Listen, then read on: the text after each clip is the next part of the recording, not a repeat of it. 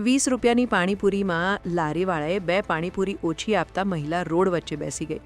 આ દ્રશ્ય વડોદરા સિટીના સુરસાગર તળાવ પાસેના છે, જેમ પાણીપુરીવાળાએ 2 પાણીપુરી ઓછી આપતા ગુસ્સે ભરાયેલી મહિલા પોતાનો વિરોધ દર્શાવવા રસ્તાની વચ્ચોવચ બેસી ગઈ.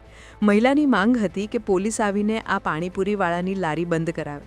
આ અંગે પાણીપુરીવાળાએ જણાવતા કહ્યું કે ગઈકાલે 18 સપ્ટેમ્બરની સાંજે મહિલાએ ₹20ની પાણીપુરી લીધી હતી. જેણે મને 2 પાણીપુરી ઓછી કેમ આપી કહીને માથાકૂટ કરી હતી. જોકે મહિલા છેલ્લા 2 દિવસથી આવતી હોવાથી વિતરકે મહિલાને 2 પાણીપુરી આપી દીધી હતી.